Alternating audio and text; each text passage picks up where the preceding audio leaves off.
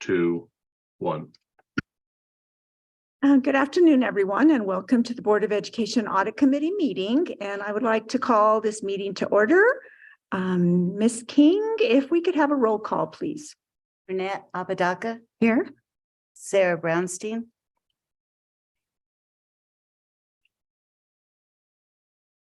Josefina Dominguez,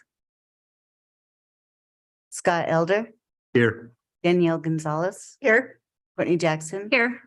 Yolanda Montoya Cordova, Barbara Peterson, Here. Heather Snedden, Here. Crystal Tapia Romero, Here. Peggy Mueller Aragon. Here. And before we get started, we have a very happy birthday to wish to Miss Heather. So I just think we should all sing happy birthday to her. You're recorded. We're recording. Let's go. Happy birthday. Happy birthday. Happy birthday, dear Heather. Happy birthday to you. I hope it's a great one. Thank you. Thank you so much. Okay, our first item for consideration and action is approval of the September 27th Audit Committee meeting agenda. If I could have a motion, please. This is Crystal. I will, move for approval of the September 27th, 2023 Audit Committee meeting agenda. This is Danielle. I'll second. Okay, roll call, please. Renee Apodaca, Yes. Scott Elder, Yes. Danielle Gonzalez. Yes. Courtney Jackson. Yes. Barbara Peterson, Yes. Heather Snedden, Yes. Crystal Tapia Romero, Yes. Peggy Mueller Aragon. Yes. And our next item for consideration and action is approval of the minutes from the Audit Committee meeting on August 23rd, 2023. So need a motion. I'll move for approval of the minutes of the Audit Committee meeting on August 23rd, 2023. I'll second. This is Danielle. And roll call, please. Renee Apodaca, Yes. Scott Elder, Yes. Danielle Gonzalez, Yes. Courtney Jackson, Yes. Barbara Peterson, Yes. Heather Snedden, Yes. Crystal Tapia Romero, Yes. Peggy Mueller Aragon. Yes. And our item for discussion is the status update of the Albuquerque Public Schools external audit for the year ending June 30th, 2023. So we have Ms. Herrera and Mr. Turnbull. Madam Chair, members of the board, Superintendent Elder. Again, this is a status update for the external audit fiscal year ending June 30th, 2023. I can report the audit's progressing well. We've are about 90% through the financial statements, and we've provided all information to the auditors that they've requested.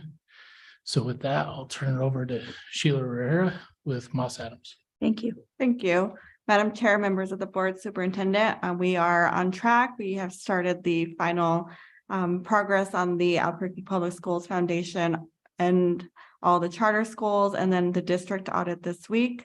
And so we do expect to be working through everything that the district has provided over the next 2 to 3 weeks to get to our exit conference that we have scheduled in October with the plan to continue to submit the financial statements to the state auditor by the November 1st timeline that we expect to complete.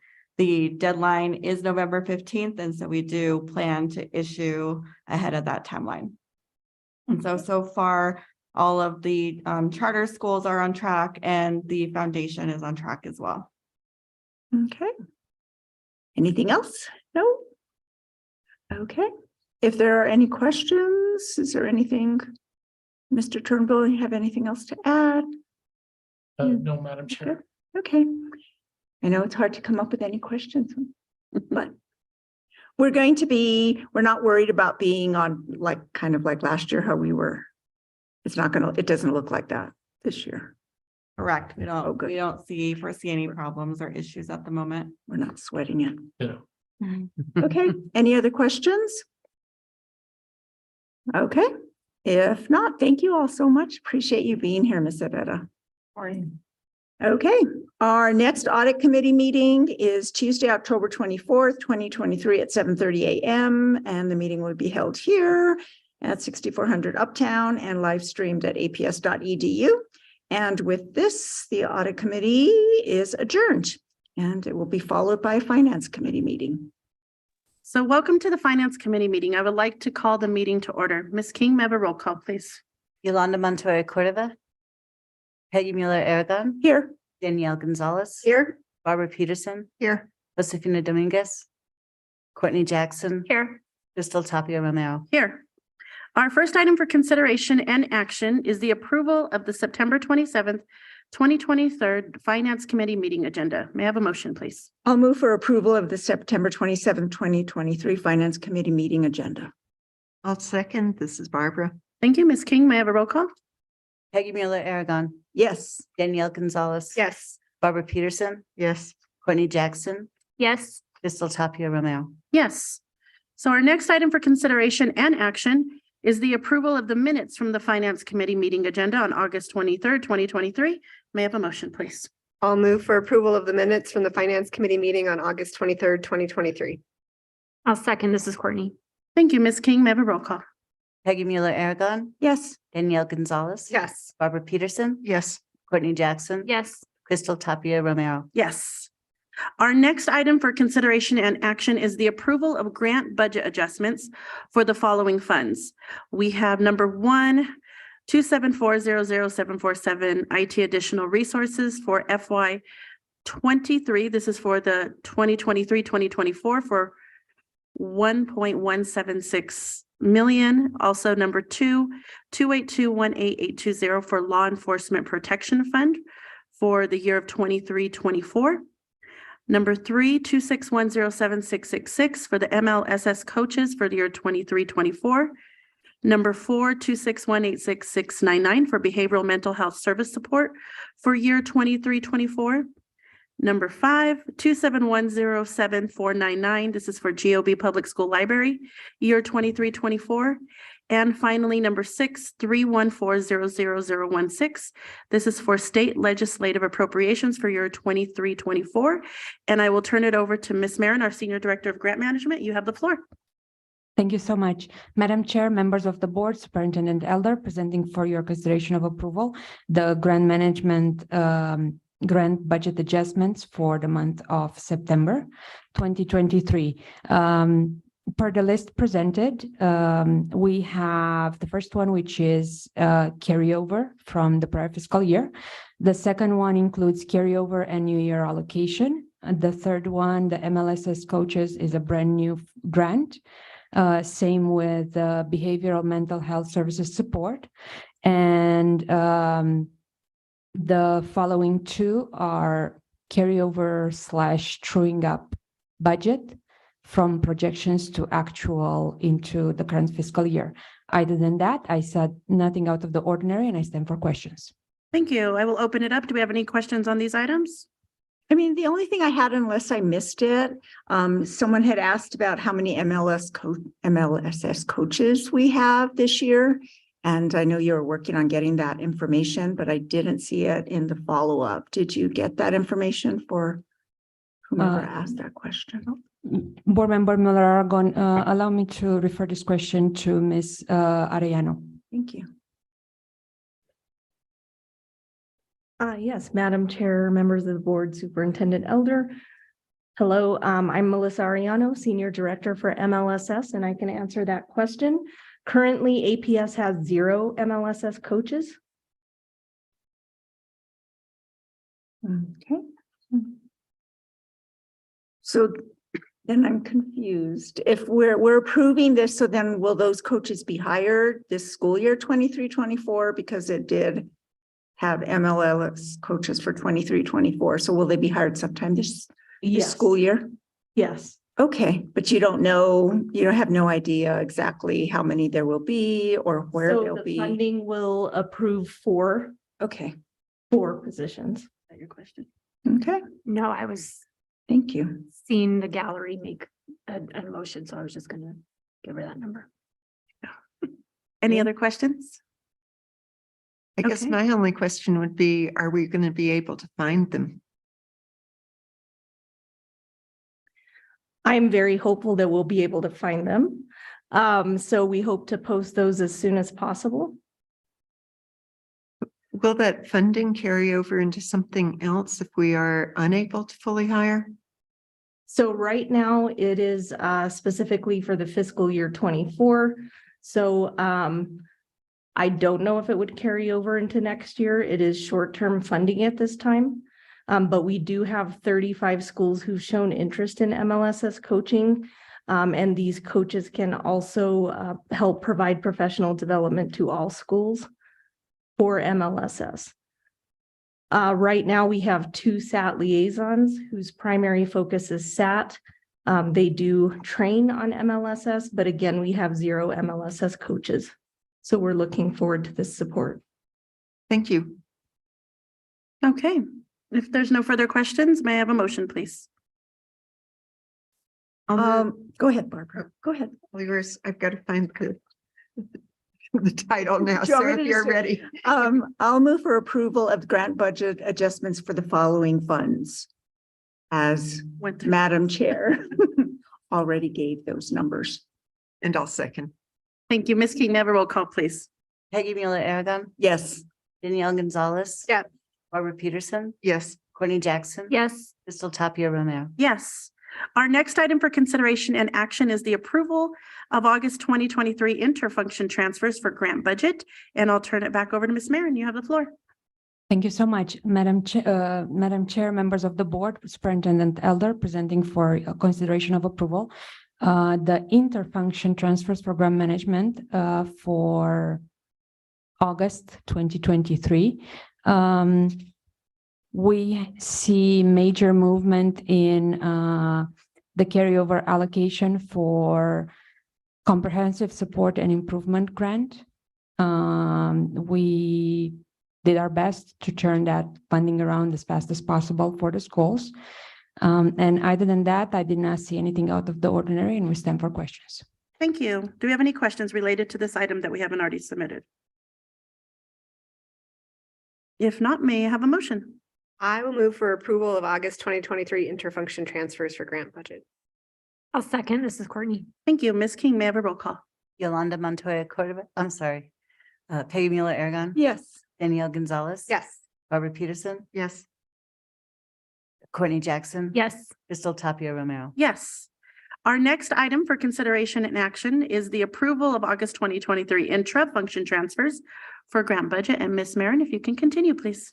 Thank you. Madam Chair, members of the board, Superintendent Elder, presenting for your consideration of approval the intra-function transfer for grant management for August 2023. We see a lot of movement of aligning the beginning budget with the actual end of the year budget throughout ESSER funds, Medicaid allocation, pre-K allocations to the schools, and cleaning up budget. Other than that, I did not see anything out of the ordinary, and I stand for questions. Thank you. Do we have any questions related to this? Nope. I'll move for approval of the August 2023 intra-function transfers for grant budget. I will second. This is Danielle. Thank you. Ms. King, a roll call, please. Peggy Mueller Aragon. Yes. Danielle Gonzalez. Yes. Barbara Peterson, Yes. Courtney Jackson. Yes. Crystal Tapia Romero. Yes. Our next item for consideration and action is the approval of August 2023 interfunction transfers for all non-categorical funds. And here we have Ms. Juliana Hicks. You have the floor, ma'am. Thank you. Madam Chair, members of the board, Superintendent Elder. This action item requests your approval of 11 interfunction budget transfers for non-categorical funds for the month of August. The large one for $741K is a realignment of funds to reflect principal decisions around the spending of the additional $7.7 million of at-risk funding that we received in the SEG this year. Otherwise, I'm happy to answer any questions. Great, thank you. Any questions related? I will move for approval of the August 2023 interfunction transfers for all non-categorical funds. I will second. This is Danielle. Thank you. Ms. King, may I have a vote, please? Peggy Mueller Aragon, Yes. Danielle Gonzalez. Yes. Barbara Peterson, Yes. Courtney Jackson. Yes. Crystal Tapia Romero. Yes. Our next item for consideration and action is the approval of August 2023 intra-function transfers for all non-categorical funds. And Ms. Hicks, you continue to have the floor. Thank you, Madam Chair, members of the board, Superintendent Elder. This action item requests your approval of intra-function budget transfers for the month of August for all non-categorical funds. I didn't see any unusual activity, and I'm happy to answer questions. Thank you. Any questions related to this item? Nope. I'll move for approval of the August 2023 intra-function transfers for all non-categorical funds. I'll second. This is Barbara. Thank you. Ms. King, may I have a roll call? Peggy Mueller Aragon, Yes. Danielle Gonzalez. Yes. Barbara Peterson, Yes. Courtney Jackson. Yes. Crystal Tapia Romero. Yes, you guys are just making my heart happy. Let me just say this. This is fantastic. This is great. So our next item for consideration and action is the approval of gifts, grants and donations of more than 5,000. And we have Mr. Turnbull who will be speaking on this, and you have the floor, sir. Madam Chair, members of the board, Superintendent Elder. This action item is for consideration and approval of gifts. 3 donations, 10,000 to Dolores Gonzalez Elementary School from Laura Lincoln. She also donated another $10,000 to Manzano Mesa Elementary School. And we also received a donation of $5,000 to Manzano High School from the estate of Herbert B. Rector. With that, I stand for questions. Thank you. Any questions related to this item? No question. I just want to send out a huge thank you to Ms. Lakin for her generosity. I know it's going to be put to very good use by those 2 schools and is very much appreciated. I agree. Thank you. And with that, I will move for approval of the gifts, grants, and donations of more than $5,000. I will second. Thank you. Ms. King, may I have a roll call, please? Peggy Mueller Aragon, Yes. Danielle Gonzalez. Yes. Barbara Peterson, Yes. Courtney Jackson. Yes. Crystal Tapia Romero. Yes. Our next item for consideration and action is the approval of district purchase or expenditure that equals or exceeds $250,000. This is for life, accidental death, and dismemberment insurance and long-term disability. And oh goodness, why do I struggle every month on your name? Gensler. Gensler. Gosh. Oh, I was just like, okay, you have the floor. Yes, I'm so sorry. Madam Chair, members of the board, Superintendent Elder, I'm requesting consideration of approval for the purchase of life, accidental death, and dismemberment insurance and long-term disability insurance.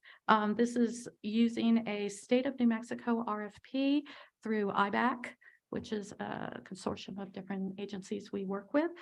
And we have 2 vendors. One is Hartford, and the other one is Standard. The budget is estimated at $496,576 for a 4-year contract. And with that, I'm happy to answer any questions. Thank you. Any questions? So the only thing, I had most of the answer, but we have Siegel Consulting and our portion was the $17,000. So every time we're doing this every year, paying that about $17,000 to that consulting company, or is it over the years of the? Yes. So Okay.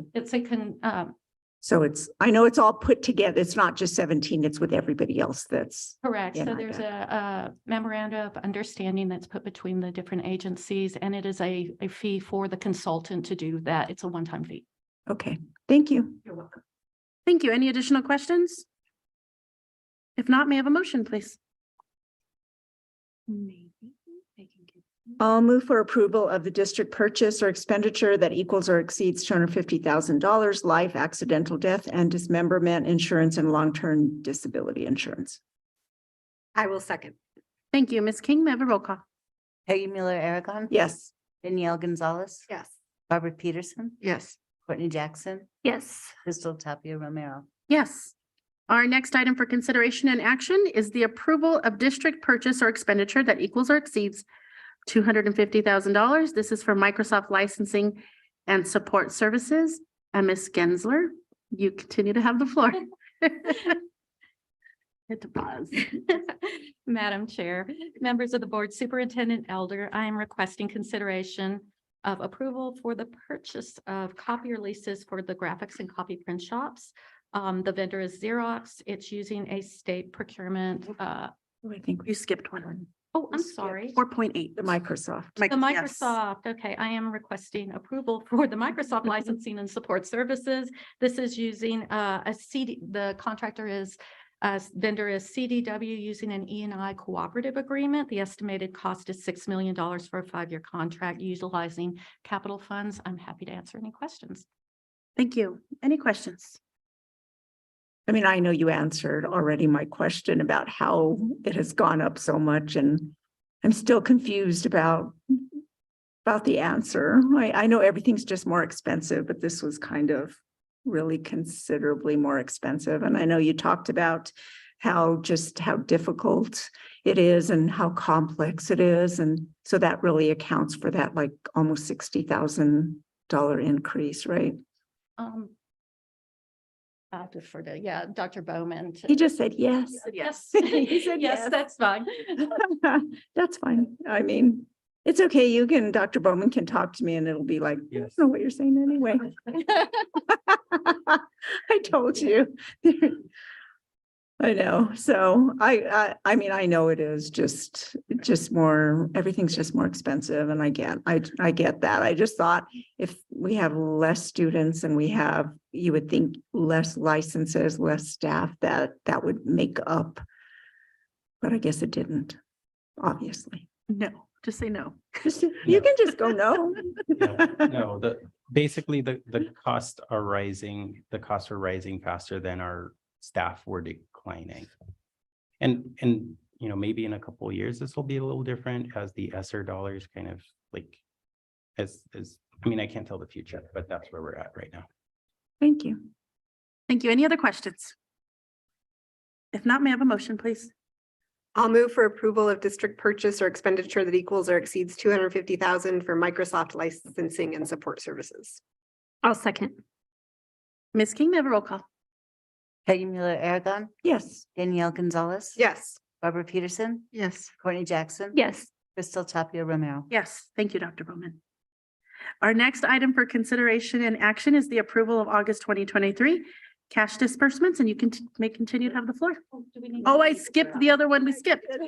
Yeah. Okay, back up. Approval of district purchase for expenditure that equals or exceeds $250,000. Copier leases for graphics, copy, and print shops. Thank you, Madam Yes. Chair, members of the board, Superintendent Elder. I'm requesting consideration of approval for the purchase of copiers, a copier lease for the graphics, copy, and print shops. The vendor is Xerox. It's using a state procurement price agreement. The estimated total is 2.2 million over 5 years utilizing enterprise funds. With that, I'm happy to answer any questions. Thank you. Any questions? I know this is similar to last year. Okay, if not, may I have a motion, please? Move for approval of district purchase or expenditure that equals or exceeds $250,000 for copiers, leases for graphics, copy, and print shops. I'll second. Thank you. Ms. King, may I have a roll call? Peggy Mueller Aragon, Yes. Danielle Gonzalez. Yes. Barbara Peterson, Yes. Courtney Jackson. Yes. Crystal Tapia Romero. Yes. Okay, our next item for consideration and action is the approval of August 2023 cash disbursements. And Ms. Gensler, you continue to have the floor. Thank you, Madam Chair, members of the board, and Superintendent Elder.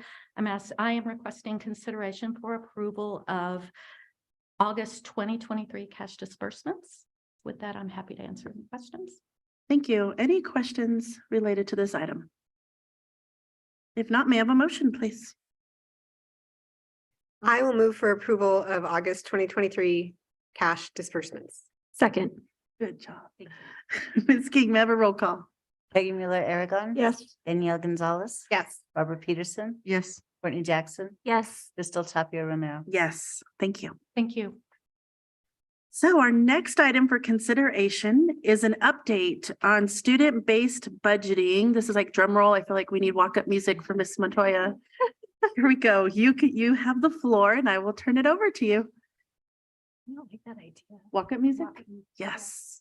Madam Chair, members of the board, Superintendent Elder, I'm happy to say that I have the ERS team with us live Yay. today, Welcome. and they will be doing the presentation today. Thank you. I will turn it over to them. Great. Thank you. Thank you, Madam Chair, members of the board, Superintendent Elder. We're really excited to get a chance to share some of the key findings from our diagnostic work. If you'll go to the next slide, please. I'm gonna try not to have to go back and forth too much. On our next slide, we have the objectives of our time. So we had a chance to share some context for this work for you all in June, and Hassan was able to share an update to you all in August. So you have a little context for this work already. We'll spend a couple minutes refamiliarizing with what the objectives and purpose of this assessment was. And then we'll spend most of the time that we have with you all sharing some of those key findings from our diagnostic, and give an opportunity for you all to ask questions. So on our next slide, we have, again, reminder of the process. So we are partnered with APS to conduct a resource use assessment. This is intended to inform some of the decision-making that APS will be thinking about through the design phase. So again, this is the assessment that we're going to be sharing today is just this phase one, where we're looking at sort of current state assessment of resources and some of the enabling conditions that are important to be thinking about as the district shifts to a student-based budgeting funding model. On the next slide, we shared this with you all in August as well. We are asking ourselves this question about how SBB actually fits into a theory of change.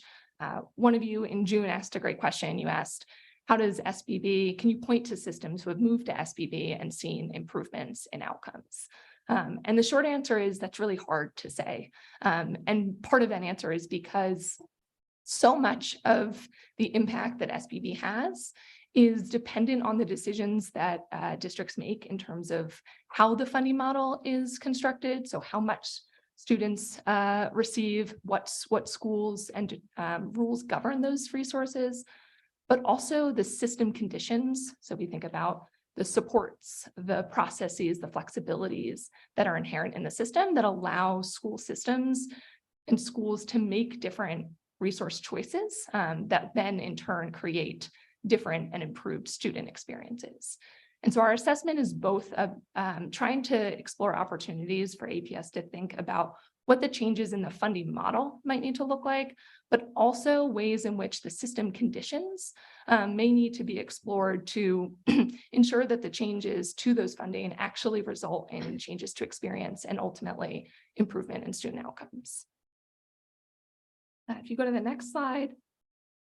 So we shared this in the pre-reading, so I won't go too much into detail on reading everything here, but as part of our kickoff in early May, we spoke with a number of stakeholder groups, including cabinet, district staff, principals, members of the union, to try to understand like what was their current impression and understanding of where there might be opportunities, both in this how much and also how well for the district to do things differently. And this input gave us really valuable direction on where we should focus our efforts and our deep dives in our diagnostic. And so a lot of what you'll see in our findings as we share out is sort of guided by some of these conversations and early perspectives that we were able to hear from folks. So on the next slide, with stakeholder input, we sort of began our diagnostic grounded in these five core principles, these five funding principles. And these come from our experience and research at ERS, having done this type of work with a number of different districts, to think about what needs to look different as we potentially explore a shift in funding model, a shift to student-based budgeting or other shifts in the funding model. We're sort of looking and seeing across these five principles, where might there be opportunities? So in the foundational element of, are there enough resources to meet the baseline experiences that we think all students should have? Are resources need-driven, meaning are they distributed based off of the student populations that are furthest from opportunity and that we're trying to direct additional resources for? Is it transparent to all stakeholders involved and easily understood on what governs who gets what amount of funding at which schools? Is it flexible? Does it enable resources to be used differently in ways that principals have the flexibility to use resources, at school campuses grounded in their understanding of student need? And lastly, is it predictable and sustainable? Is it bolstered against some of the natural ebbs and flows? And does it allow principals and the district to sort of execute on a consistent strategy across the financial picture?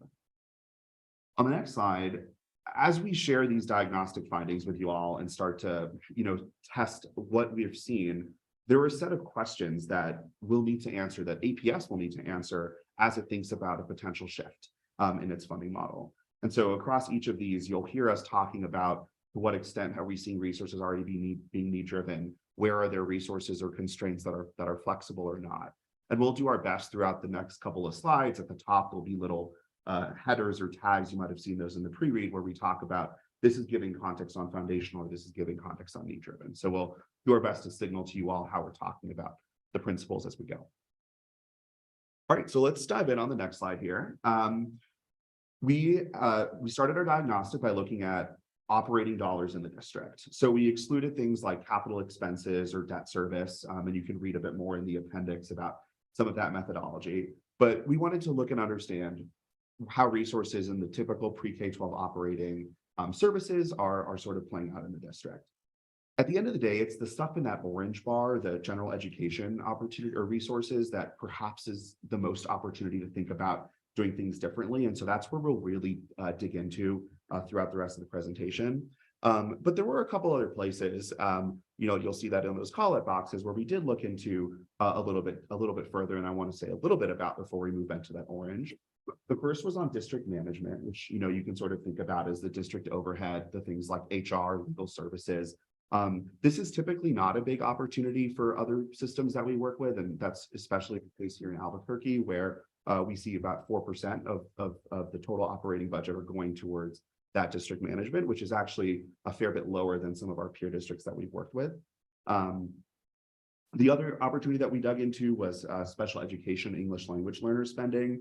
This is a big area of spend for Albuquerque Public Schools, particularly compared to other systems. What we found was a big reason for this is just that Albuquerque Public Schools serves more students that are identified as special education than some of its peer districts. And so given the complexity of special education services and regulations and federal laws governing IEP and other regulated services, like this is probably not an opportunity that is worth investigating alone. And we know that in the strategic plan, there are already calls for additional focus and thinking about special education services. So we didn't go too deep here, but really sort of kept our focus in where we're going to go next, which is this orange bar. All right. So in thinking about general education, school-based resources, within this category, we're going to ask 3 questions, which we hope by the end we sort of are coming to more of a shared understanding on. The first is, how much of these resources of this 509 million are currently fixed, driven by statute and policy compliance? How much are non-fixed, meaning potentially available for more flexibility? And how does spending vary across schools? What are the major drivers of variation that we see? On the next slide. So we're going to build up here. So I'll work with our folks in the back here to build up the animation, but let's start exactly where we are, which is thinking about the different components of this 509 million. So we split this into 6 different categories of spending that we're going to sort of build up. So if you could just click once for us. The first is policy compliance, which is this 267 million, which we've calculated based off of policy compliance with minimum staffing requirements, teacher time usage for teachers and educational assistants governed by statute. And so with that accounting for about half of the resources of this 509, that's sort of telling us that already a lot of our resources are locked up just by needing to have the right number of teachers and educational assistants as governed by statute. Click once more, perfect. The next category here are the baseline positions. These are the positions that are determined by district allocation policies. And so in thinking about positions like principals, nurses, librarians, guidance counselors, that's sort of what is set here. And that's another 88 million. And the last category in this green are utilities, which is what it takes to power schools and keep them heated and cooled. And that's another 26 million. One more click for us. Altogether, that's 75% of resources we can sort of lumped together in this fixed category. All right, let's go once more. Perfect. The next set of blue are what we're starting to call a bit more non-fixed. The first are these centrally managed resources that are experienced at schools. And so that's things like instructional materials, substitute compensation, things that are often managed centrally, but are experienced at schools. The second clump here are Title I and at-risk resources, which we pulled out because we know they are already need-driven. Title I allocated by poverty at schools, and at-risk allocated by a combination of different student factors, including poverty, English learner, mobility. And so that's another 32 million. And then very conveniently in the same dollar amount, one more click, is all other remaining resources at schools, which is also $32 million. And so that's things like stipends and differentials, any additional staffing on any of the positions we just talked about in green that are above the minimums, and really all other dollars that are remaining on school budgets. And that's what we're calling this non-fixed pool, which is the remaining 25%. I want to say here that this is not a perfect categorization of fixed and non-fixed. We know that there are things that could live in either category between how we've categorized them. But what this tells us is that directionally, as we go in and understand where the resources are playing out, it seems like around 75% of resources are going to be constrained given current policies.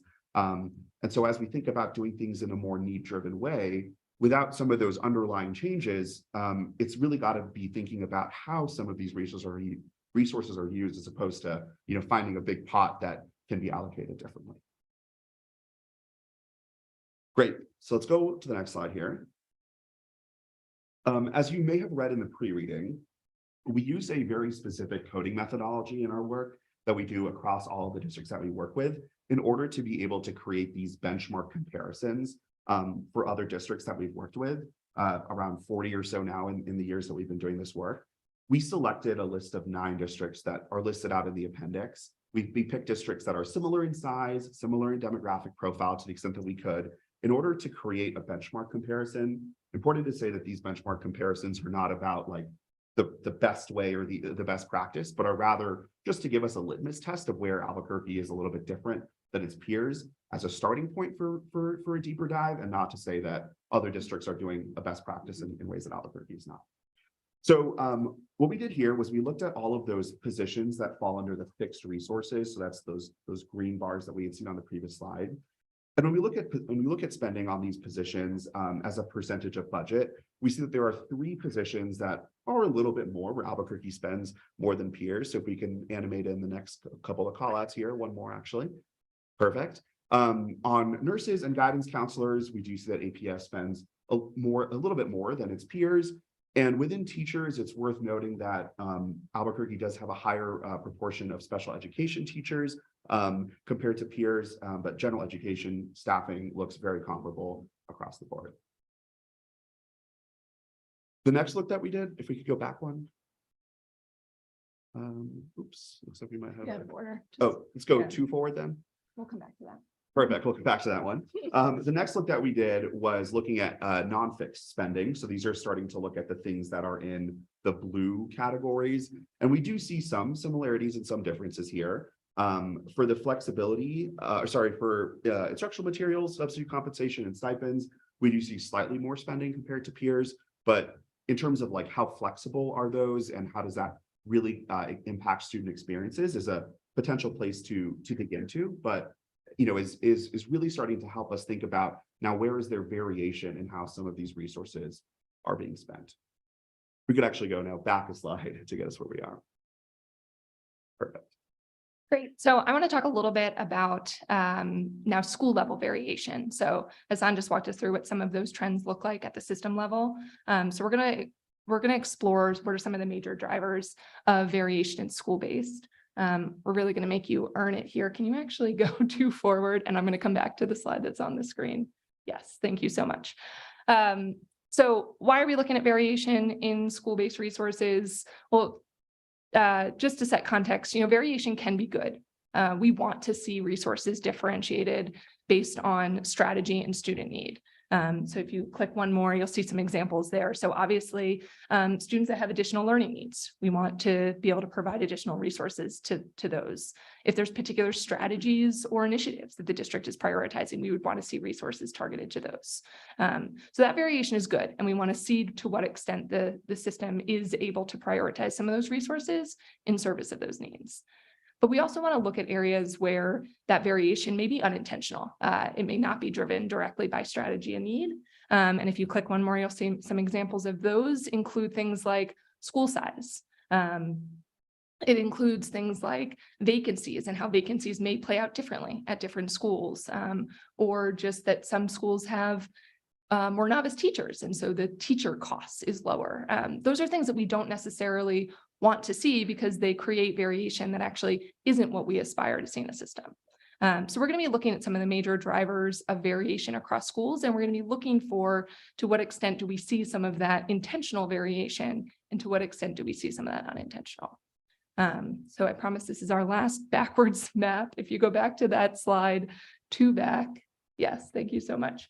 The first thing we want to look at is spending by school level. And so what we see on the slide here is we've broken now up those fixed and those non-fixed resources by school level. And what you'll notice is that elementary schools have a higher spending overall per pupil than you see at middle and high. And the major driver of that is those additional costs of fixed resources. So you'll notice that on average in elementary schools, APS spends about $6,600 on those fixed resources. At elementary school, that cost is about $5,300 and then $4,900 at middle and high. And there's some reasons that would make sense. Class size ratios are smaller at elementary, and so it's not atypical to see that trend. We did note that that trend is higher than we sometimes see in other systems.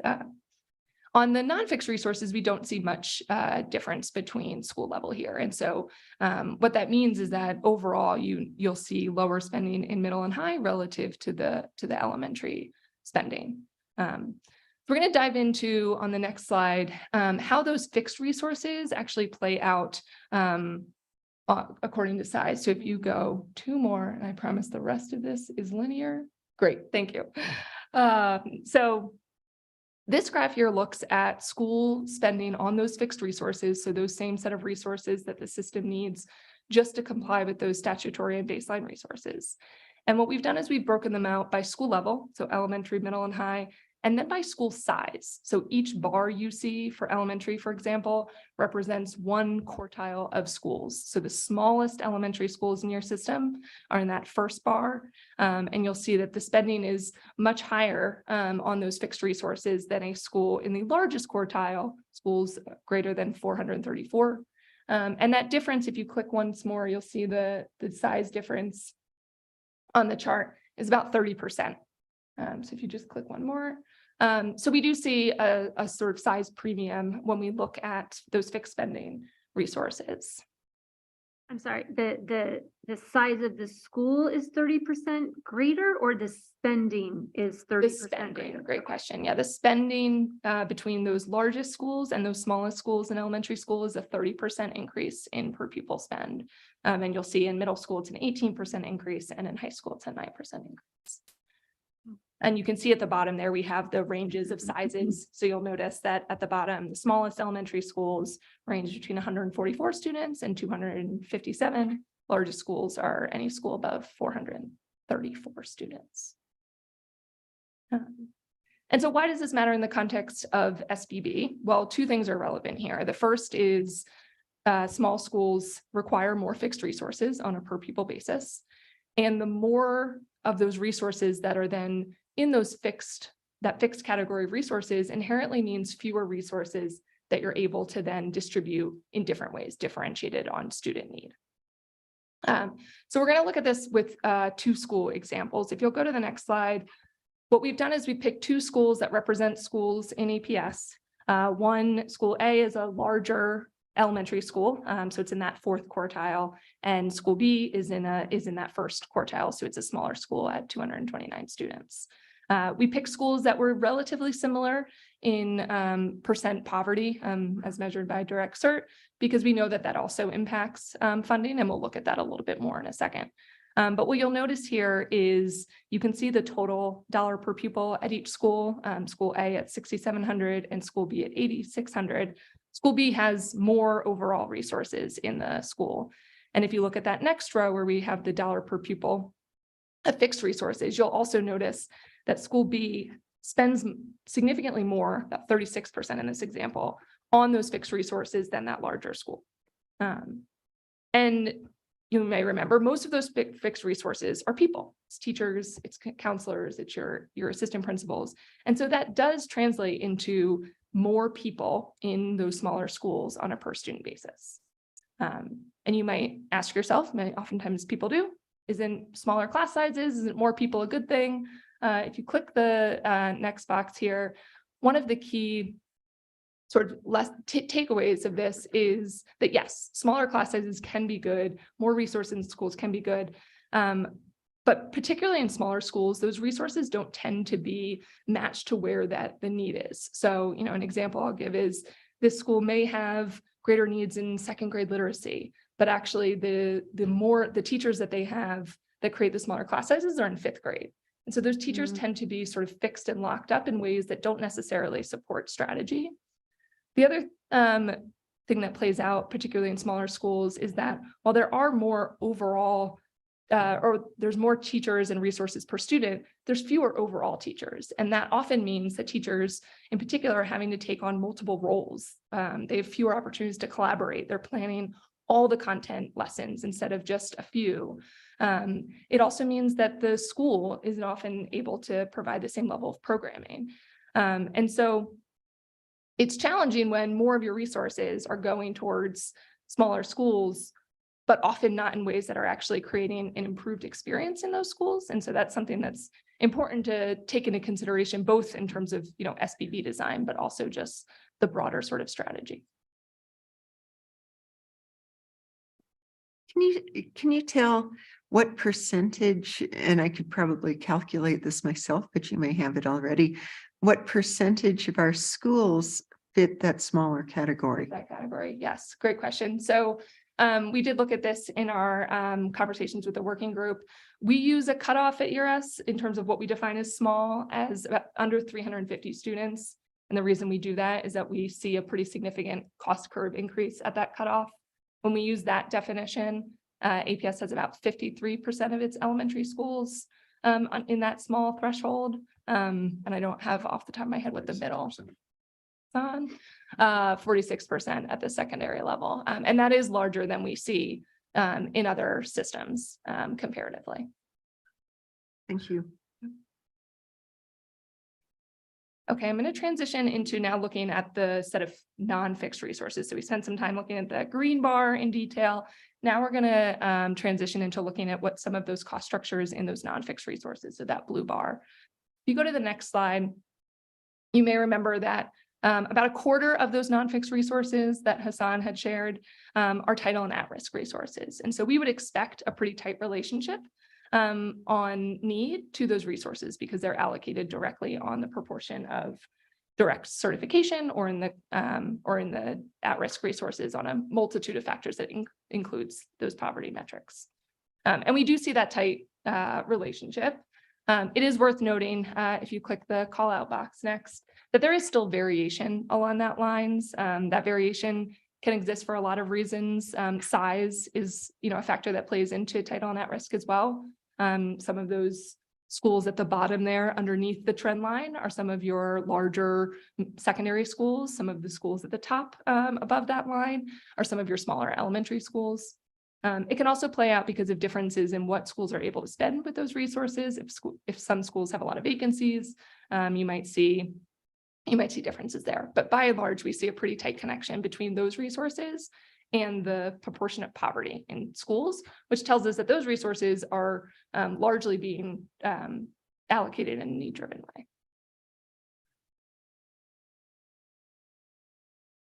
The next slide, we will dive into what's remaining of those resources. So if you'll recall, there's other resources outside of those title and at-risk resources, such as centrally managed resources, and anything that would exist in schools above those minimum mandates. After we adjust for title and at-risk, what we notice is that poverty level is still a significant driver of those non-fixed resources, particularly in elementary school. So we're using this same quartile construct here, but now we're looking at ranges of poverty. So schools in the lowest poverty quartile are the ones on the left. They on average see an additional $900 per pupil in those non-fixed resources after accounting for title and at risk. A high poverty school, schools greater than 50% direct cert, see somewhere on average of around $1,900 per pupil. And so there is a relationship of poverty when we look at those non-fixed resources. We don't see that as much in middle and high, so we don't focus in as much there, but we do see that relationship pretty strongly in those remaining resources. So to summarize, we saw a relationship between size and fixed resources where small elementary schools were receiving more resources. We also now see this relationship between poverty, where high poverty schools are receiving proportionally more resources. We also know in APS that some of your highest poverty schools tend to be smaller. And so when we put all those factors together, if you go to the next slide, it's our final data slide here, you'll see that small high poverty elementary schools end up with significantly more per pupil resources than other elementary schools. So you'll see the 11,100 is the average per pupil, now looking at all resources. So that orange bar is coming back, compared to a small low poverty elementary school that might only see on average about $8,300 per pupil. So there are some big differences in these spending, both on size and poverty. And as a system that's desiring to push resources to those higher need schools, there is a mechanism now where resources are being allocated more towards those higher need schools. But we also notice that some other higher poverty schools are not necessarily receiving those same level of resources. So I'm going to talk in a second about what some of these findings meant for us or might mean for APS as you all move into the design phase of this. So I'm happy to pause for any questions or we can hold those. Let's hold the question. Let's go through your, because I think we're going to have a lot. Okay. It'll just flow into. Great. I appreciate that. Okay. So I'm going to close this out with some areas for exploration. So again, as we look ahead to the design phase, if you go to the next slide, Hassan had shared those key design questions for consideration aligned to those funding principles. So the first question within foundational is about, defining that minimum set of resources. And this analysis points to a couple areas of exploration that we would advise APS to be thinking about. If you click the next bar here, you'll see a few of those areas include thinking about those baseline allocations and potentially exploring changes to those baseline allocations that are not driven by statute or policy in order to align more closely potentially with what the district wants to see all schools have as those minimum set of resources. That may mean freeing up some resources, it may mean spending more, but that would be an area for deeper exploration. The other would be to think about how to optimize spend in those smaller schools, either by revisiting existing allocations, potentially sharing resources differently than it does today. Since as we know, if a lot of your resources are tied up in those fixed resources, it means that you have fewer opportunities to really be need driven with those. And longer term, that may also mean thinking about what the sort of configuration and portfolio of the schools look like. That's obviously a decision that will happen regardless of whether the system moves to SBB, but will be an important consideration. Within need driven, again, our question here is about what the set of resources that the system can allocate based on need can look like. A couple opportunities for exploration there. So if you'll click again, one of those could include targeting additional resources to some of those higher poverty schools that we don't see experiencing that same level of resource infusion, particularly some of your larger schools. And it could also I think regardless of how the district chooses to allocate based on need, variation will exist. And I think looking for ways to mitigate some of those unintended variation, I think will ensure that the way that you allocate dollars actually matches the way that schools and students end up experiencing those dollars. And the last category under flexibility, again, our key question here is about how school leaders and, with the support of central office and other stakeholders can use resources more flexibly in order to meet the particular needs of that school. So some opportunities to explore there would be what of those existing resources that are already in schools today could be used in more flexible or different ways to create some of those student experiences. And also looking for some opportunities where there might be an opportunity to increase just the transparency of how those centrally managed resources flow to schools, but also potentially how they're used and what decisions school leaders have with those. So I'll close by sharing, by passing off to Renette just to come back to the process here, but then I know we can hold for any questions that you all have. Okay, so Madam Just Chair. go to the next slide. Oh, I thought it was. Sorry. No, it is. Oh, it is my turn. Yes. Okay, Madam Chair, members of the board, Superintendent Elder, first of all, thank you to ERS, to the budget staff, the working group and cabinet, and Superintendent Elder. We approached this work intentionally to start with a diagnostic, so we would know where to prioritize as we go into the design phase. As we transition into that design phase this fall, we hope to keep our partnership with ERS, and we want to support two key pieces. The first one is to model different scenarios for how funding could look different across schools with student-based budgeting. The second is to identify a set of changes to the system, and we might be able to pilot a small amount of school. And then late spring, we would scale the funding model to see how we could actually use it district-wide, and also to consider other changes for 24-25 school year. As I look at some of the items that ERS pointed out for us, you know, in budget, it made us very happy to see that 4% of our budget was only for administration. I know a lot of times, you know, people think we're top heavy, but you know, we really aren't, because we're even lower than some of our peers. I was also happy to see that we are investing in counselors and nurses. I know that's really important for the student outcomes.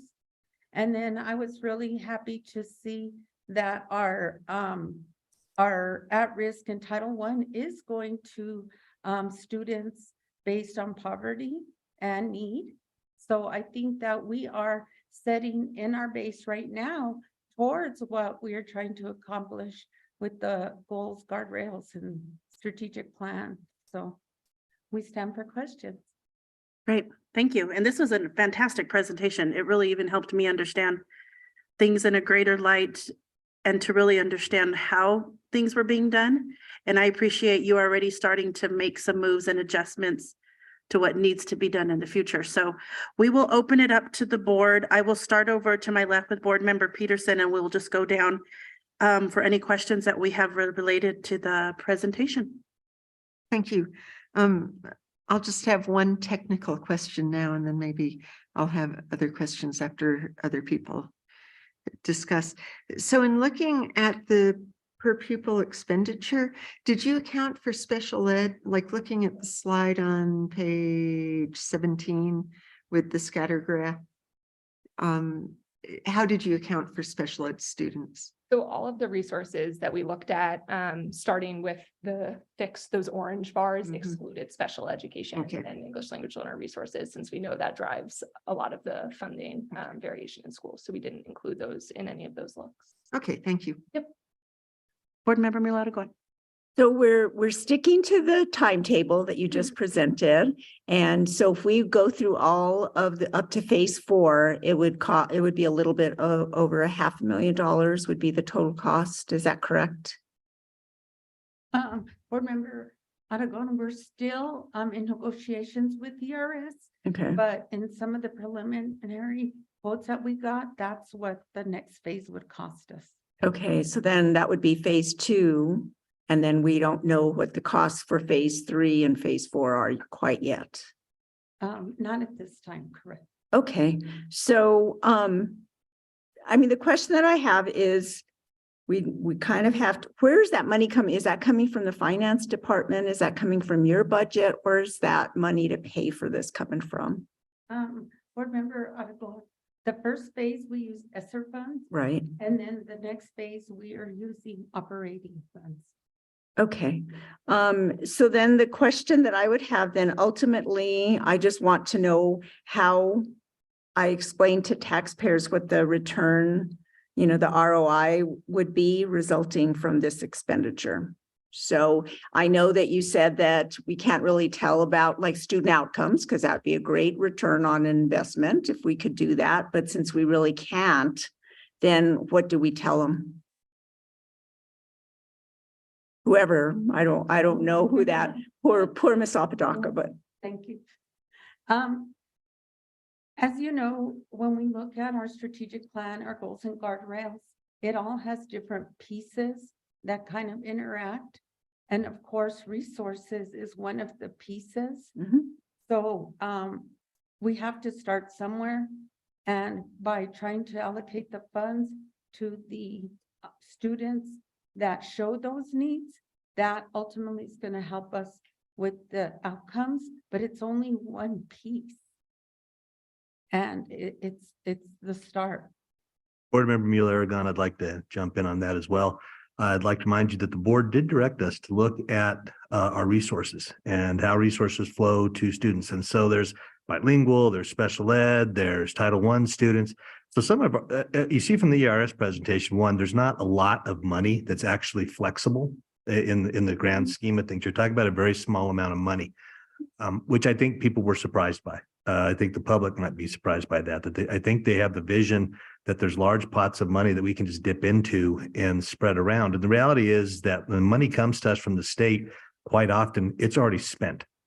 It's tied into salary, it's tied into programmatic spending, it's tied into, whether we're buying instructional materials or feminine hygiene products or whatever we're required by legislation to buy, it's really tight.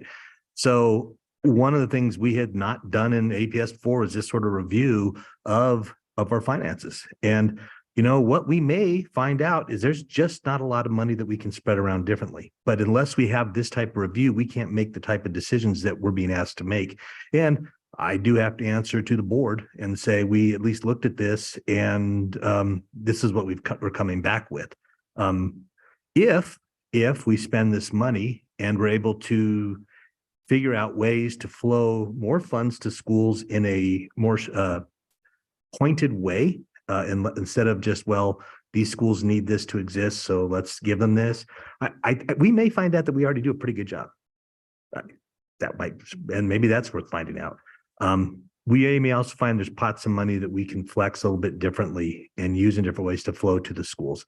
That was the whole point of the project. This is step one, and we'll discuss step two. We may, you don't like to hear this, we may not do it. I don't know, but we'll find out if we can or not. So that's right now, I think that was the goal. That was what the board asked from us. And and we were excited to do the work. It's, so it's interesting for us.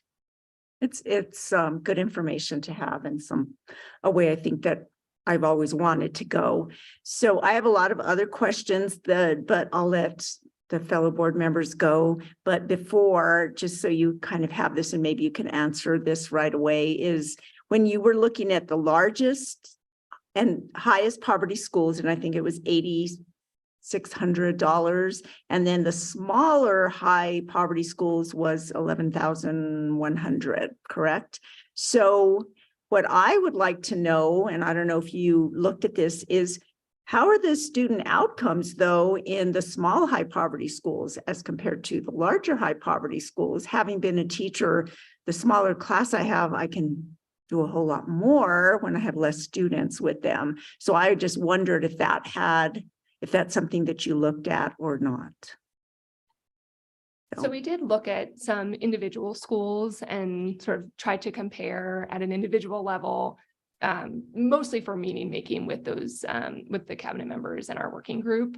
And I think what we noticed even in pulling a couple of those individual schools is that the sort of performance and student outcomes vary greatly. There are small high poverty schools that are really struggling, and there are also smaller low poverty schools that are struggling, and vice versa. You see some schools that are really doing well. And so I think our take on that comes back to this being both about how much you fund schools and how well they're able to use those resources. But I think that is to the extent that we looked at sort of outcomes, we did it in that sort of case study approach. Thank you. Thank you. Board Member Jackson? Hold on, I gotta read something. Oh, there, sorry. I'll forget it if I don't write it down. Okay, so this actually kind of goes to what we were just talking about. So on page 10, you mentioned that, so the district, the 88 million is like district allocated, is money allocated through district policies. And then I wrote it down, this money is constrained given current policies. So my question then naturally becomes, can the board change some of those policies to loosen up some of that, some of those fixed resources so that the non-fixed and fixed percentage kind of changes? And I don't know if anybody I can start us off there. I think that is sort of the open question. When we dig into how spending in that bucket of 88 million compares to other systems, we really only found differences on, 3 positions, the 2 that we called out being guidance counselors and nurses. But I think that is one of the open opportunities that Jess named at the end, is sort of thinking about what are those allocation rules? Are there opportunities to shift that or change that, aligned to strategy and outcomes that the district has control over, unlike the other fixed positions in policy compliance that are, in regulation or in statute. So I think the short answer is yes, there are opportunities to make changes to those. And when we look and see how it compares to other peer districts, we aren't really seeing it be a huge opportunity in comparison. But in theory, yes, those are sort of open for districts to establish their rules for. okay. Board Member Jackson, if I might just, you might want to direct us a little bit on that, but I want you to look at the categories you're talking about. So the categories are counselors, librarians, nurses, principals. One of the reasons that the numbers are actually to the plus on nurses and guidance counselors is the national organizations for those groups set a ratio, how many per student. And we've actually done a good job of trying to keep to that ratio. And that's why we have as many counselors as we do. That's why we have nurses in every school.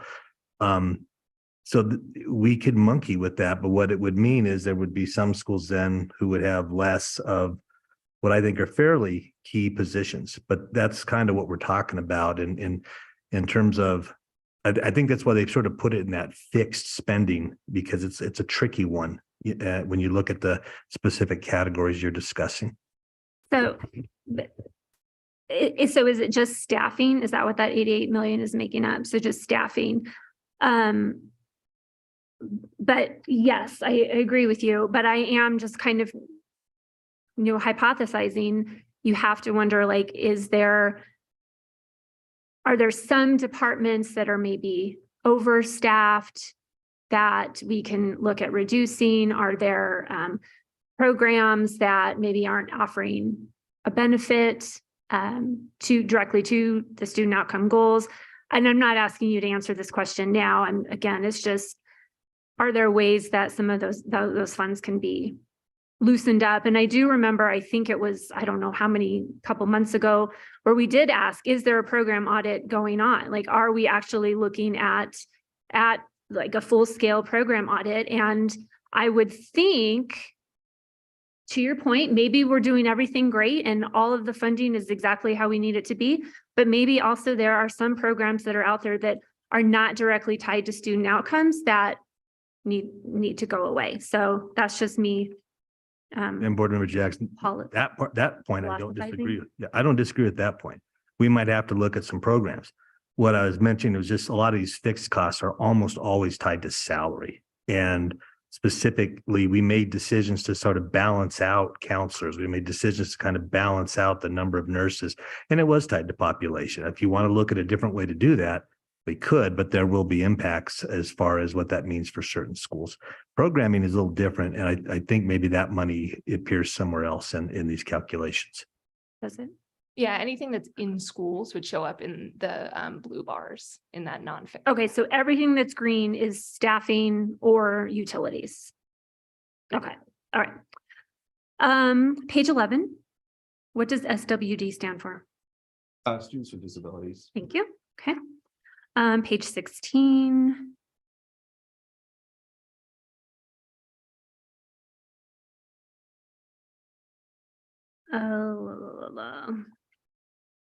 Again, just this is something that I already knew. I'm happy to see that it is a proven fact now. I am a former PTA president of a school from a school A, and I know that our funding was lower than other schools, which resulted in us having to go out to the parents to get money. But it's just fascinating to me to have it, like you could feel it. It's fascinating to be able to see it proven here. That's not my question. I gotta find my question. Well, okay, I think I'll move on to that. The final thing, and this is maybe not a question, I am just making a statement. I appreciate seeing the poverty being pulled out as a need. I agree with that. What I would also say is that poverty isn't the only need that we need to address. And on the opposite, poverty is a need, absolutely. And there are funding sources that address that. But there is also a need for gifted education. There's also a need for items that hit goal 3. There's also a need for acceleration. So as we move forward, I don't want us to get caught up in the needs that are obvious, right? Obviously, I mean, our goals are directed at those. We have to balance it with the needs of, again, every student in those schools, because my guess is those school A schools probably have a higher level of, well, I shouldn't say that. There are going to be kids in every school that also have that need, and it needs to be addressed. So I think I only asked one question. I'm done. Board Member Gonzalez. I want to start by just expressing appreciation to Ms. Zavalaka and the team for engaging in this effort and this diagnostic, providing this information so that we can have more informed decisions going forward.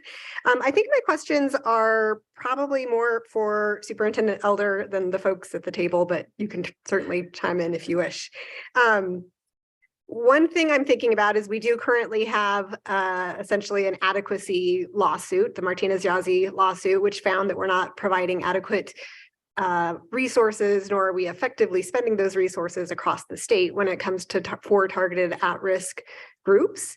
So it seems to me that in order for a district like APS to be able to respond adequately to that lawsuit, we need clarity around how we're spending money for those student groups. So I know we're able to look at students with disabilities, English learners, and low-income students. The fourth group named in the lawsuit is Native American students. What do we know about how we're allocating resources to that student group? I don't think that was part of this study. So I don't know that we have specific details to that in our SAPR group. I don't think it's something we've looked at. It's something we could. It's something we could? Well, I think so. Richard's giving me a really dirty look. But it's hard because how do you ascertain, okay, here comes this dollar. I don't know what kid it went to. You know what I mean? I mean, we can look at, I don't know, it would be very difficult. We have programs in some schools, for example, for Native American students, and we have those mostly in schools that have larger Native American populations. So we do things for the Native American populations under the guidance of our Indian Education Department. And we could look at that spend, but just in terms of operational dollars, I don't know how you break it out and say these dollars something went that to. ERS could help with?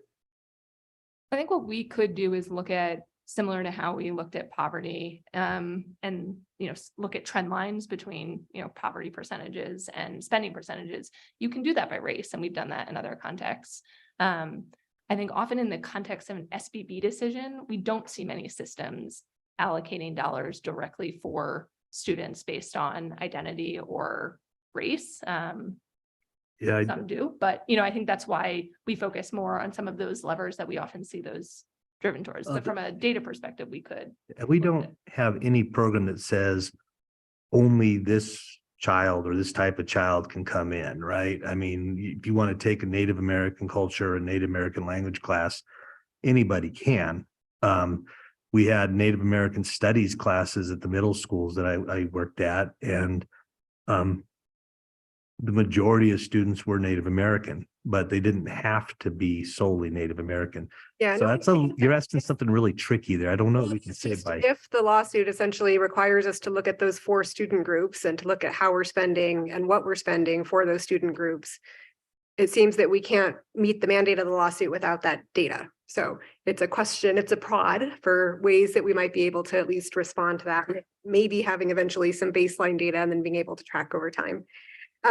My second question is similarly related because we have a state adequacy lawsuit. And a lot of this policy is actually determined by the state in terms of teacher salaries, class sizes, a whole host of things. Again, a question for the district. I pulled out the legislative agenda, the draft one that we have, and there's nothing on here about funding. So I'm curious, what are your thoughts about like sharing some of this data with the state legislature, some of the folks in charge of making decisions to illuminate further for them how much the district's hands are tied in terms of non-fixed. So I will resources. say, I told this to ERS, and I'll happily tell it to you as well. I was happy with some of the data that was found here because it proved a few things the other way. It showed that, yeah, our hands are tied in a great many ways. And I've heard a lot of people say, well, you got all this new money. And I said, right, we got all the new money, but we showed you guys back in, I think, August, how we were tied, how there was really no flexibility in there because they spent it all. And that's been our response. And I think what we saw from the state is that the response to Yazzie Martinez was to raise salaries, which was the baseline step. I think you had to do that. You can't make a change if you don't have qualified teachers in the classroom. But that can't be the only solution. That's not it. So this is useful data in terms of, yes, we have money, but when you look at the big picture, we only have this small percentage that has any flexibility. And I have no issue with sharing some of this information. I'm sure, quite frankly, they're probably very interested in it. Great, thank you. Okay, so I don't really, Board Member Miller and Board Member Jackson asked my questions. But for my part, I think unlike Board Member Jackson, I didn't fully realize that the smaller the school, the higher the costs. Like that was like to see that big of a difference, was just, it was interesting, or even I think there was a term you said where it doesn't always support the strategy, behind it. And I was just like, oh my gosh, so even if we're getting some key nuggets throughout this time of using your services, I really think it's going to be beneficial in the long run and really help guide our team to make the decisions on what's going to be the most impactful according to our goals, and I think it was just, I think you said it, like, it just solidifies the information that maybe we wondered. And now we know it's more factual based, just a hunch. So thank you on that. I want to go back to Board Member Peterson. Did you have additional questions? See, just a couple really briefly. One is, so where I am curious about instructional materials, and I think you sort of addressed it, but I'm not sure I'm clear.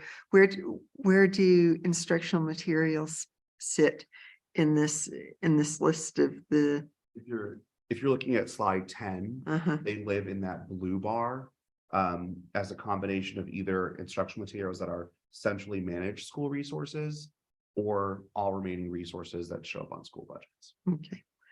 So and again, it's a pretty small amount compared to human beings. That's correct. Oh, very small amount. Yep. No, this was, I find this to be one of the most helpful revelations about budget that I've seen. And I've seen quite a few of them. So I really appreciate that. I think even with this, it is definitely food for thought. It's not necessarily dictating what way we go. I mean, it's really, all it does is give us more vision into the complexity of it all. And I think of small schools, you know, and where that sits, it would be easy to say, well, 53%, let's close half of those, double the size. But there are some value judgments that go along with it, and some both tangible and intangible. I mean, I think of a lot of my community that is very restricted with transportation. And so it makes sense on the one hand to double the size of the school, but it makes that school very inaccessible to a large portion of that community. And so it is information we absolutely have to have. It doesn't necessarily dictate our path forward. And so I just really appreciate the information. Oh, and one other thing I just have to respond to, if we are adequately identifying gifted students, the percentage of gifted students should be the same in every single one of our schools. And when they're not receiving services, it's because we are not adequately identifying them, not because they're not there. Okay, Board Member Mayor Aragon, did you have any other questions? Just a couple. I just want to say what Member Jackson said, is that if we're going to base things on needs, student needs and strategies, that we need to look not only at like gifted programs in schools, just they should be everywhere. They shouldn't just be at certain schools, mental health, CTE programs, industry certifications. So it's kind of all those are needs, and it just isn't just poverty or, you know, ELL, et cetera. So there's lots of up. So I agree with Member Jackson. Another thing, and this might go to Superintendent Elder, if we're servicing the needs of the students and we're looking at school size, obviously we're looking at vacancies, right? We're looking at teacher experience, and that kind of maybe lowers the cost. I would want to, and I think it's already there, and I don't know if you looked at it, but I'm pretty sure it's there, and Dr. Bowman and Superintendent Elder can say if it is. Is it in SAPR with each of the schools that says what experience the teachers have at the school? Because I would want to know, is some of that teacher experience at schools that have more poverty, or is it less poverty? Board Member Mueller-Aragon, Rich, I believe, you probably have to step up, but I believe that we did do such a study where we looked at tier 1, tier 2, and tier 3. I don't think we broke it down by years of experience. We just looked at the tiers and we charted them out, and we did see quite a spread. There, you know, it sort of depended on the school, but you know, one of the things that has been good is we've had some financing to help with national board certification, and that hasn't been limited to just any school. That's been spread across the district. And I don't know what those percentages are, but I believe we have a visualization somewhere. I don't know, but we could. Okay. But there is a breakdown, and I think that had some play here. I do, and I believe you guys might want to speak to that, but I don't know how significant it is in the overall picture. But again, salary is the number one thing that ties our spend. The salary is our number one spend. So, and that anything left is what goes to everything else. Okay, and then when it comes to, if you continue through the next 3 phases, we are obviously, you know, focused on student outcomes, doing right by all of our students. So what kind of accountability is there on your part to like kind of make sure that that's something that we're doing, and that the student-based budgeting really is going to move toward improved student outcomes? And I just don't know what kind of accountability there is on your part. I don't know if this will directly answer your question, but I was thinking back to what you were mentioning earlier too, about what metrics can the district use to communicate to stakeholders, to the community, how this is moving. And we have seen in our work, we've worked with districts to create some metrics of what we want to be true at the end of certain phases. So for example, In a design phase, we may say, we want to see the, percent of dollars that go out on needs increase from X to Y. We want to see these sorts of schools experience this thing that they didn't have before. And so I think as part of that design phase, we would encourage and want to develop some of those metrics, both, as shared accountability for the work, but I also think it's an important messaging. It's good for the your broader community to know. Exactly. For sure. So I don't know if that fully answered it, but. Well, it's in the next phase. And so that's something that I think would be important to have. But thank you so much for your presentation. I mean, there was so much information in there and I really do appreciate it. Thank you. Thank you. Any other questions? No. So thank you. Thank you so much for your presentation, Ms. Apodaca, to you and your team for presenting tonight. So here we go. Our next Finance Committee meeting will be Wednesday, October 25th, 2023 at 5 p.m. It'll be held here in the Allison Bruce King Educational Complex, and it'll be live streamed at aps.edu. And this meeting is adjourned, and it will now be followed by a special Board of Education meeting. Okay, I would like to call to order and welcome everyone to the Board of Education Special Board meeting and call the meeting to order. If we could have a roll call, please. Danielle Gonzalez. Oh, she's here. She's here, but she. Okay. Barbara Peterson. Here. Crystal Tapia Romero. Here. Courtney Jackson. Here. Peggy Mueller Aragon. Here. Okay, our first item for consideration and action is approval of the September 27th, 2023 Special Board of Education meeting agenda. I move to approve the September 27th, 2023 Special Board of Education meeting agenda. This is Crystal, second. Okay, may I have a roll call, please? Danielle Gonzalez.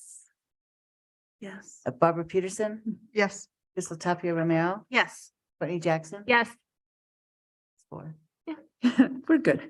Okay, so our next item for consideration and action is approval of the consent agenda, items 3.1 to 3.10. This is Crystal. I will move for approval for items on the consent agenda from 3.1 to 3.10. I'll second. This is Barbara. And if we could have a roll call. Barbara Peterson. Yes. Crystal Tapia Romero. Yes. Courtney Jackson. Yes. Peggy Mueller Aragon. Yes. Danielle Gonzalez. Okay, so our next Board of Education meetings are Board of Education meeting October 4th, 2023 at 5 p.m. Special Board of Education meeting October 25th, 2023 at 5:15 or immediately following Finance Committee meeting. And meetings will be held here at the Allison Bruce King Educational Complex at 6400 Uptown and live streamed at aps.edu. And we are adjourned. Hey, Yay. good job, everyone. Yeah, geez, they